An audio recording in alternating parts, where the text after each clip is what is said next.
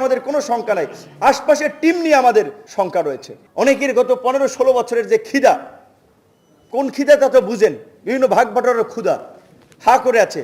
রাতারাতি নির্বাচন দিলেও দেশের অবস্থা ভালো হবে না। জাতিসংঘ থেকে ফিরে আসতে অবশ্যই বলবো, আগামী 1 মাসের মধ্যে সরকারের এই কাঠামোকে বর্ধিত করে ফাংশনাল একটা কাঠামো করেন। বিএনপি, জামাত সহ মেজর পলিটিক্যাল পার্টিগুলোর সাথে আলোচনা করে তাদের রিপ্রেজেন্টেশন নিয়ে সরকার কাঠামোকে পরিবর্তন করেন। আর ছাত্র সমন্বয়করা যদি এসপিডিসির অ্যাপয়েন্টমেন্ট করে, বিশ্ববিদ্যালয়ের ভিসিদের সাথে গার্ড অব অনার নেয়, বিশ্ববিদ্যালয়ের ভিসিদের শপথ পড়ায়, এই নৈরাজ্য দেখে তো রাজনৈতিক দলগুলো চুপ থাকবে না। স্বাভাবিকভাবেই তখন তাদের মধ্যে শঙ্কা তৈরি হবে, এইটি আবার কোন জমিদার, নতুন জমিদার শ্রেণী তৈরি হচ্ছে। বিশ্ববিদ্যালয়ের শিক্ষকদের শপথ পড়ায়, গার্ড অব অনার নেয়, এসপিডিসি নিয়োগ করে। সুতরাং এই যে হজবরলতা তৈরি হয়েছে, উপযুক্ত ব্যক্তিরা প্রফেসর মোহাম্মদ ইউনূসের পাশে না থাকার ফলে কিন্তু তাদের রাজনীতির হাতে খড়িটা। আজকে মেইন সমন্বয়কদের কথা যদি বলেন, নাহিদ, আসিফ, হান্নান মাসুদ, আহনাফ, আব্দুল কাদের, অনেকে ছাত্র অধিকার পরিষদের নেতা ছিলেন। তো এখন আমরা বললাম আমরা মাস্টারমাইন্ড ছিলাম। মিরপুরে কে ছিল? যাত্রাবাড়িতে কোন সমন্বয়ক ছিল? তাহলে এইখানে এই ধরনের রেজিস্ট্যান্স কিভাবে তৈরি হলো? বন্দুকের নলের মুখে লাশ পড়তেছে, এই যে ছেলেরা ইন্টারভিউ দিচ্ছে যে আমার সামনে থেকে লাশ পড়ছে, তারপর আমি যাচ্ছি না। আল্লাহ ওদের মধ্যে রহমতের ফেরেশতা পাঠিয়ে দিয়েছে, যাদের ভয় ভীতি তাদের রাস্তা থেকে সরাতে পারে নাই। এটা একেবারে অহেতুক বিতর্ক যে এই আন্দোলনের কে মাস্টারমাইন্ড, কে ছিল, কি ছিল। এই সমন্বয়কদের অনেকে ছাত্র অধিকার পরিষদ করে, কেউ ছাত্র শিবির করে, কেউ ছাত্র দল করে, কেউ একেবারেই জেনারেল শিক্ষার্থী। বিএনপি, জামাতের মতো একটা শক্তিশালী রাজনৈতিক দল ছাড়া এই আন্দোলনকে কখনোই সফল করা সম্ভব হতো না। গুটি কয়েক ছাত্র সমন্বয়কে নিয়ে ভাববেন আপনারা সব পরিচালনা করবেন। এখন ডাক দেন, দেখেন সমন্বয়কদের পিছনে 1000 মানুষ পান কিনা। ডাক দেন, একটা প্রোগ্রাম ডাক দেওয়ান, দেখেন 1000 মানুষ থাকে কিনা। এটা কি মানে চারটিখানিক ব্যাপার? মনে হয় যে কয়েকজন ছাত্র ডাক দিছে আর এইভাবে রেজিস্ট্যান্স হয়ে গেছে, এইভাবে একটা গণ আন্দোলন হয়ে গেছে। এখন অনেকে মাস্টারমাইন্ড হয়ে গেছে, অনেকে প্রধান অমুক হয়ে গেছে। আন্দোলন তো একটা প্রেক্ষাপট ছিল। গত 1.5 দশকে সেই প্রেক্ষাপট রচনা হয়েছে ধীরে ধীরে। অনেকগুলো ঘটনা একটা একটা করে সুতা গেথে আজকের এই অবস্থায় নিয়ে এসেছে। এবং 2018 সালে যদি কোটা সংস্কার আন্দোলন আমরা না করতাম, 24-এ আজকে কোটা সংস্কার আন্দোলন হতো। 2018 সালে সেই আন্দোলনের ফলাফল ছিল প্রথম এবং দ্বিতীয় শ্রেণীর চাকরিতে কোটা বাতিল। সেইটা থেকে যখন কামব্যাক করে নিয়ে আসছে প্রথম দ্বিতীয় মুক্তিযোদ্ধা কোটা, সেইটাকে ইস্যু করে আন্দোলন হয়েছে। আর 2018 সালের আগে আবার সফল কোটা সংস্কার আন্দোলন হয়নি। 18 সালের এই আন্দোলন না হলে 24-এর এই আন্দোলন হতো না। আজকের এই নেতৃবৃন্দের কথাও যদি বলেন, আমাদের কৃতিত্বের কথা না, অনেকের পেছনে আমাদের অর্থ, শ্রম, মেধা ইনভেস্ট করে আমরা তৈরি করেছি তাদেরকে। রাজনীতিতে পথ চলায় স্বামী স্ত্রীর সংসার টেকে না। রাজনীতি তো একসময় মত পথের বিরোধ কেন্দ্র করে একজনে অভিমান, মান অভিমান তৈরি হতেই পারে, সক্রিয়তা নিষ্ক্রিয়তা থাকতেই পারে, কিন্তু তাদের রাজনীতির হাতে খড়িটা। আজকে মেইন সমন্বয়কদের কথা যদি বলেন, নাহিদ, আসিফ, হান্নান মাসুদ, আহনাফ, আপনার আব্দুল কাদের, অনেকে ছাত্র অধিকার পরিষদের নেতা ছিলেন। তো এখন আমরা বললাম আমরা মাস্টারমাইন্ড ছিলাম। বিএনপি, জামাতের মতো একটা শক্তিশালী রাজনৈতিক দল ছাড়া এই আন্দোলনকে কখনোই সফল করা সম্ভব হতো না।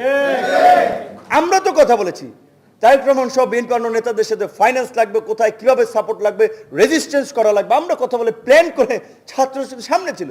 উত্তরাতে মানে কোন ছাত্ররাই শুধু ছাত্র সমন্বয়ক ছিল? উত্তরাতে কে ছিল কেন্দ্রীয় সমন্বয়কদের জিগার নেতৃত্বে? মিরপুরে কে ছিল? যাত্রাবাড়িতে কোন সমন্বয়ক ছিল? তাহলে এইখানে এই ধরনের রেজিস্ট্যান্স কিভাবে তৈরি হলো? বন্দুকের নলের মুখে লাশ পড়তেছে, এই যে ছেলেরা ইন্টারভিউ দিচ্ছে যে আমার সামনে থেকে লাশ পড়ছে, তারপর আমি যাচ্ছি না। আল্লাহ ওদের মধ্যে রহমতের ফেরেশতা পাঠিয়ে দিয়েছে, যাদের ভয় ভীতি তাদের রাস্তা থেকে সরাতে পারে নাই। এই যে আল্লাহ একটা অসম্ভব রহমত, এই যে জালিমের পতনের জন্য। কারণ আল্লাহ তো বলছে যে অহংকারীকে আল্লাহ তাআলা পছন্দ করেন। অহংকার আল্লাহর গায়ের চাদর, মানুষের মানায় না। তো এই শেখ হাসিনা তো অনেক দাম্ভিক হয়ে গিয়েছিলেন না, যে শেখ মুজিবের কন্যা, দেশ ছেড়ে পালায় না, আমি এতগুলো টেলিভিশন চ্যানেল দিয়েছি, আমি 18 কোটি মানুষকে খাওয়াই, এই যে সমস্ত কথা তো বলেছে। সীমা লঙ্ঘনকারীকে আল্লাহ পছন্দ করেন না। শেখ হাসিনা সীমা লঙ্ঘন করেছে, আল্লাহ হটিয়ে দিয়েছেন। আমরা তার রহমত নিয়ে তার মানুষ উছিল আকারে আমরা ছিলাম। এখন এটা একেবারে অহেতুক বিতর্ক যে এই আন্দোলনের কে মাস্টারমাইন্ড, কে ছিল, কি ছিল। এই সমন্বয়কদের অনেকে ছাত্র অধিকার পরিষদ করে, কেউ ছাত্র শিবির করে, কেউ ছাত্র দল করে, কেউ একেবারেই জেনারেল শিক্ষার্থী। এবং এই আন্দোলনে যারা করেছে তারা কিন্তু পীর অলি আউলিয়া হয়ে গেছে, আপনারা মনে করেন?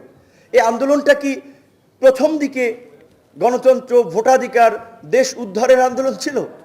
কোটা সংস্কার, সরকারি চাকরির একটি ইস্যুর আন্দোলন ছিল। আমরাও যেটা করেছিলাম।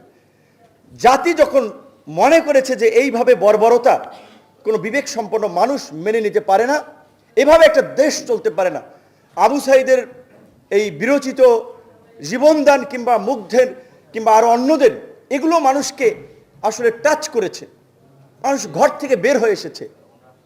সো এইখানে এই যে সমগ্র শ্রেণী পেশার মানুষের একটা কন্ট্রিবিউশন, সেটাকে মুক্তিযুদ্ধের আওয়ামী বয়ানের মতো আরেকটা ন্যারেটিভ তৈরি করা হচ্ছে যে আমরা করেছি, অমুকে করেছে, সমন্বয়করা করেছে। ফালতু কথা এগুলো। দেশের সমগ্র শ্রেণী পেশার মানুষ এই আন্দোলন করেছে, যার অগ্রভাগে নেতৃত্ব ত্যাগ সময়ে রাজনৈতিক দলগুলোর ডেডিকেশন বেশি, বিএনপি বলেন, জামাত বলেন, হেফাজত বলেন, যারা রাজপথে ছিল। তো আমরা যেটা বলছি যে দেখেন, এখন কি তাহলে এই সরকার বসে কালকে আমরা নির্বাচন চাই, নির্বাচন দিলে সব অসুখ সেরে যাবে? আমরা কিন্তু সেটাও বলছি না। যে কারণ রাজনৈতিক দলগুলোর যে ক্ষুধা, অনেকের গত 15-16 বছরের যে খিদা, কোন খিদা তা তো বুঝেন, বিভিন্ন ভাগ বাটোয়ারার ক্ষুধা হা করে আছে। রাতারাতি নির্বাচন দিলেও দেশের অবস্থা ভালো হবে না, এবং ওই গভর্নমেন্টকে আরো আনস্টেবল করবে নানানভাবে। কাজেই প্রফেসর ইউনূস স্যারের মতো ব্যক্তির যে কানেক্টিভিটি, যে নেটওয়ার্ক আছে, পার্সোনাল কানেক্টিভিটি, এই জাতিসংঘের মিটিংয়ে যে বিশ্ব নেতারা দেখেছেন তো, অনেকে তো ছবি টবি তোলার জন্য, সেলফি টেলফি নেওয়ার জন্য, ধান্দাবাজি করার জন্য দেখা লাইন ব্রেক করে আর এক দিক দিয়ে হাইটা দ্রুত যায় যে ছবি টবি ভিডিও যেন থাকে একটা শোঅপের জন্য। আর ইউনূস সাহেবের সাথে লোকজন আসে ছবি তুলতে, বিশ্বের বরেণ্য ব্যক্তিরা, রাষ্ট্রপ্রধানরা তার সাথে শুনতে চায়, বাংলাদেশ নিয়ে তার পলিসি জানতে চায়। তো এইরকম একজন উপযুক্ত ব্যক্তিকে আমরা পেয়েছি, সেই ব্যক্তিকে নিয়ে আমরা রাষ্ট্র সংস্কার করে আমাদের কাঙ্ক্ষিত গন্তব্যে যেতে চাই। কিন্তু তার আশপাশের কিছু ইল মোটিভ লোকজন আছে যারা তাকে নানানভাবে প্রভাবিত করতে পারে, সেইখানে আমাদের শঙ্কা। ব্যক্তি ডক্টর ইউনূসকে নিয়ে আমাদের কোনো শঙ্কা নাই, আশপাশের টিম নিয়ে আমাদের শঙ্কা রয়েছে।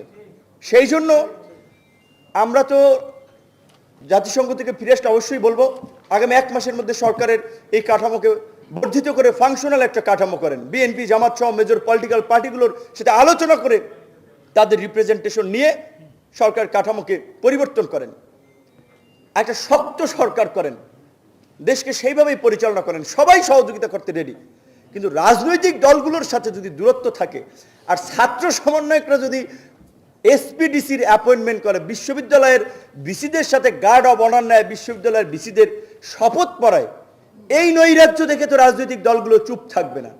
স্বাভাবিকভাবেই তখন তাদের মধ্যে শঙ্কা তৈরি হবে, এইটি আবার কোন জমিদার, নতুন জমিদার শ্রেণী তৈরি হচ্ছে, বিশ্ববিদ্যালয়ের শিক্ষকদের শপথ পড়ায়, গার্ড অব অনার নেয়, এসপিডিসি নিয়োগ করে। সুতরাং এই যে হজবরলতা তৈরি হয়েছে, উপযুক্ত ব্যক্তিরা প্রফেসর মোহাম্মদ ইউনূসের পাশে না থাকার ফলে, সুতরাং এই ক্রিটিসিজমটা করতে হবে। সে বলুক আর নাই বলুক, এই ক্রিটিসিজম করে প্রয়োজনে আন্দোলন সংগ্রামের মাধ্যমে চাপ প্রয়োগ করে তাদেরকে বাধ্য করতে হবে।